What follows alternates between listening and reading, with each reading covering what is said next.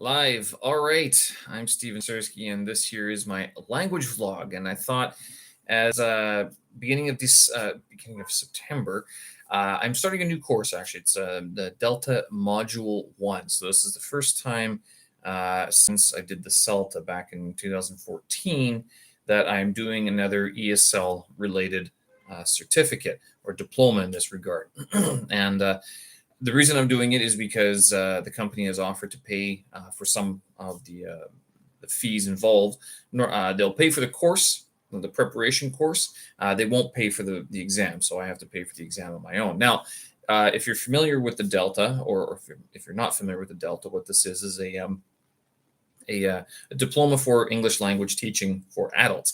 And it's meant for people who are looking to either increase their overall knowledge of how to better teach their students, or to go into more of an administration role. Or if they want to go into something like publishing ESL or education materials, this would be one of the courses that they would take, one of the programs they would take. Now, this is very different from the CELTA. The CELTA is sort of your introductory level ESL teaching certificate, which is very practical in terms of what it teaches you. If you've never taught English before, if never taught English as a second language before, the CELTA is certainly something somewhere where you want to start. It's a lot cheaper, and it's done in 1 month, 4 weeks, 5 weeks. Very intense, though, very intense, especially if you've never done anything like it before. It will suck up all of your time if you do it full time. If you do it part time, it's not so bad. Now, the Delta, I'm doing this part time over the next 3 months. But it is no less daunting. I'm looking at the course syllabus, and there's like 13 units or something, and they're suggesting that we do 1 unit per week. And each chapter within the unit, there's 7 or 8 chapters within the unit, all of which have essential reading, chapters of books. And this just brings me back to my university days, where it's like, well, if you could just read pages 56 to 71 for the next class, and you're going, it's all in small print. I mean, that's a lot of words you got to read in one time. A lot of words I don't know either. So, luckily, since I've been in the ESL industry for as long as I have at this point, I've been on and off teaching for the last 10, 12, 15 years or so. So I'm not unfamiliar with a lot of the terminology that they're using. Further, I'm not unfamiliar with sort of what's expected in terms of what the Delta program is and what it is not, and also where to find some more information on the exam, and how to manage the next 3 months or so. Had some very good colleagues so far, passed me some resources.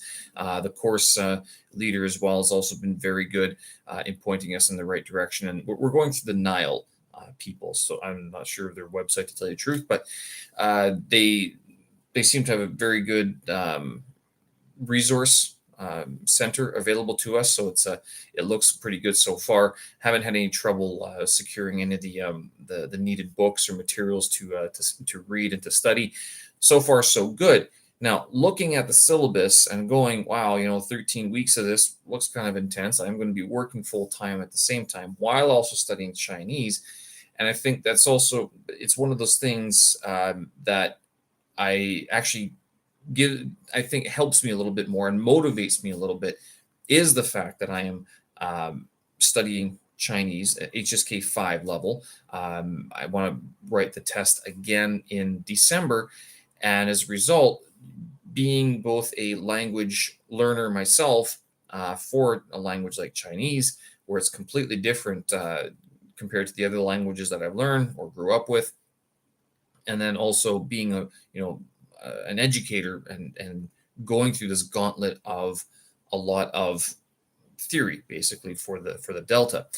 I think that's going to help a little bit in sort of pushing me through the next 3 months. Now, as I said, I'm doing module 1. Now, for those of you who are not familiar with the Delta, it's broken up into 3. So I've explained what the CELTA is. That's 1 month intense basic ESL teaching certificate and qualification. 3 different, is it pass with distinction, and fail? Maybe there's a fourth one, is pass, pass with merit, pass with distinction, and fail. So there's your four grades. For the CELTA, the Delta is the same way. So you can pass, I think it's 50% to pass. It's pass with merit at 75%, pass with distinction over 80 or 90, I can't remember. And then there's also fail. 3 modules to the Delta. And I'm doing module 1, which is a lot of theory, language analysis, and understanding sort of the background and so the environment, the scene of the landscape, I guess, of the current English language teaching methodologies. I've actually reading the stuff I've been reading so far. I've actually been kind of enjoying it because it's kind of stuff I've been thinking has been lacking in my own teaching toolbox for a long time. I know a lot of people say that just because you're a native English, I say the same thing. Just because you're a native language speaker doesn't mean you know how to teach it. But that becomes very obvious when you're, in a classroom and you don't know how to explain, some verb tense. Now, to be fair, could I pick out a verb tense and explain how it is? Not yet. Now, the Delta aims to sort of fill in that gap wherein, if you're given a newspaper article and are asked to sort of prep it for a class, after doing the theory section, you'll understand the basics of how to analyze something like that, a newspaper article or a textbook, or even, what a customer or a candidate or a student is saying, and then understand where some of the problems are lying and sort of be able to push them in the right direction. That's what the module 1 aims to do. So a lot of theory, a lot of background reading, a lot of landscape, English language teaching landscape information. A lot of reading, basically, reading and definitions, and then also being able to analyze language. Apparently, I have to do it phonetically as well, which I think that's one of my weak points right now, is that whole IPA, that international, not the beer, sadly, the International Phonetic Alphabet thing. You can find it on Wikipedia. It's all like where the English words are written in very funny looking characters, and you're like, why do you have to write them that way? And apparently there's some reason for it. I don't know. This is what I'm going to have to learn, I guess. But it breaks down each of the phonemes and the different sounds of the English language into a standardized set of characters that are then used to represent the sound of that letter or the group of letters, etc. So that's one thing I'm going to have to look at. The big heavy hitter in this sphere is Scott Thornbury. He's written looking at the syllabus, it's like all Scott Thornbury's books. The guy just has a monopoly on it. I haven't Googled him yet. I should probably do that. Like, what does this guy look like? What does he sound like? It's always a sort of odd, especially when someone's publishing books through OUP or Longman, which are the couple of main, same with CUP, Cambridge, a lot of the big academic publishers, to hear what they sort of sound like. Do they have a sense of humor? So they're written very well, actually. I am enjoying what I'm reading so far. It does seem like it's a lot of reading, but yeah, Scott Thornbury's books are basically what I'm going to be reading for the the next 3 months or so. Module 2 is a practical module, and that involves teaching a class, and that's 15 weeks long. I think it's the longest module that they have. And then so you have to, I actually haven't read much about the module 2. I know you got to find a university or a class or someone to sort of who's authorized by Cambridge to practice on, like, so they'll be your guinea pigs basically. And then over that 15 weeks, you have to develop a course curriculum that works or a class that works. I can't remember which one it is. Module 3, you develop an entire syllabus. So based on one semester, like one university, one semester of schooling, or like, so it's like 13 weeks basically, maybe 13 to 16 weeks. But that has everything that for module 3, which, if all goes well, I'll be doing that starting in January of next year for 3 months or 4 months afterwards. And again, that one actually I think is going to be more daunting for me, because as much as I like to think I have all these wonderful ideas, this language vlog being one of them, I might run into a bit of an issue of my ideas are no good. They can't be implemented in a classroom in a way that is feasible, or they might have been done already and I'm just not aware of it. Right. So there's a few things like I can see how my creativity, my originality could run up against some of the rigid standards that are set to, like, well, if you want to actually be able to give this syllabus to someone else so that they can actually teach right from it without knowing anything prior, you're going to have to make things a little bit more feasible, doable, and a lot easier than you're making it out. And I think that's it can be very difficult. I know for me sometimes to explain some of the things that I do, kind of difficult. But so that's all three modules. Module one, theory and ESL, ELT, English language teaching, landscape methodologies and stuff like that. Module two is your sort of your practicum, where you actually get into a classroom and do some teaching work and are invigilated, so they actually watch you deliver this class. And then module three is you're developing an entire syllabus, which can be turned into a course book, I guess, afterwards. But then it's with the idea that you can take that syllabus, hand it to another teacher, and they should be able to teach it exactly how you've written it with no other prior knowledge. You don't have to do all three modules at once. You can, or like in contiguous order, consecutive order. I'm going to do module one, and if that's okay, then I'll do module three starting in January, and then module two some point down the line. I'm in no rush, but in order to consider yourself Delta qualified or Delta certified, yeah, you do need to do all three. So I guess, and I was basically told if you're not planning on doing all three, then don't bother doing the first part. Like, I guess you would do the first part if you want to see, is this something I want to do, right?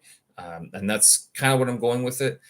Since it's self-study basically, I kind of like this. There's no class that we have to go to. I don't have to put on a good face for anybody or anything, which seems kind of nice, to tell you the truth. It's just books and reading and theory and taking notes. And of all things, one of the things they keep on saying is, like, know your definitions, know how to analyze language, and know how to write the exam, which means do exactly what the question asks, no more, use the form that they suggest, nothing else, and write an answer. Like, okay, so I just follow the templates that they have. So that's what I was going to start doing.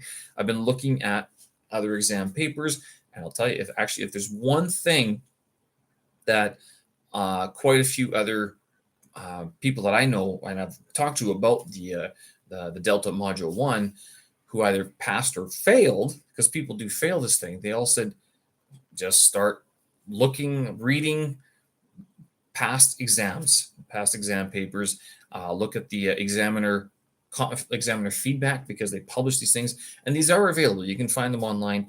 I think even I know the Nile course offers them. Like they give you to download.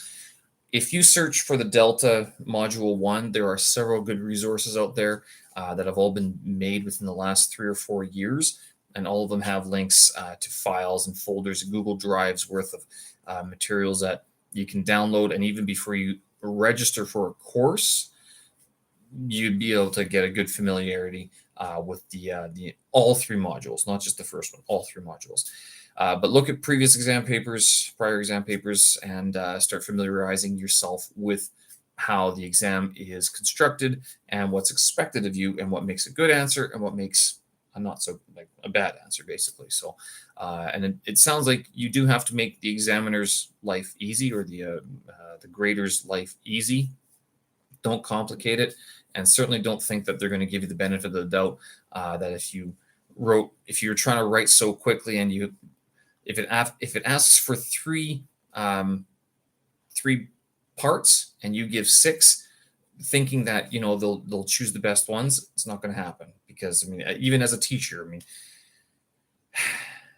you tell the students, please don't write any more than 200 words. Someone turns in a 1,000-word essay, and you're like, no, I'm not reading this. I'm going to read the first 200 words, and then that's it, right? Or would you read those 1,000 words? You probably ask them to rewrite it, or just, how about this? Just tear off those pages. We'll just pick a page and submit that. How's that? So yeah, those are some of the thoughts that I have prior to starting the Delta Module 1. We just got the first module open, the first unit open today. I guess the tutor tasks are open. Tutor, yeah, they call them tutors. Tutors. I think it's a funny word. It's a British word, British reference to your teacher, basically, instructor, lead instructor. Yeah, so the tutor tasks are due. It's next Monday, I think. So every week there's a whole bunch of tasks actually. Every unit with the 7 chapters, every chapter has a tutor task assigned to it. So you basically have to be doing one per day. I haven't done mine today yet. I've been doing a lot of the reading, yeah. So this is one of the things that sort of in terms of pacing, I'm going to have to be very aware of, is just how much I can actually do within a week, given that I'm working full time.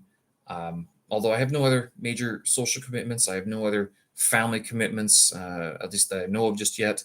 I mean, neither here in China nor back in Canada. I've got time, got the motivation, got the energy, but you know what? We'll see what 3 months of this course does to me. Maybe this will change. All right. Thanks for watching. And if you guys are starting up the Delta, let me know. I'd like to know what you guys are going through as well. If you have any study tips, if you finished it and any study tips, that'd be great to know as well. Although I've been told that videos like this tend to bring out some suggestions that aren't always so good. All right, folks, I'm going to leave it there. Thanks for watching. Talk again. Bye-bye.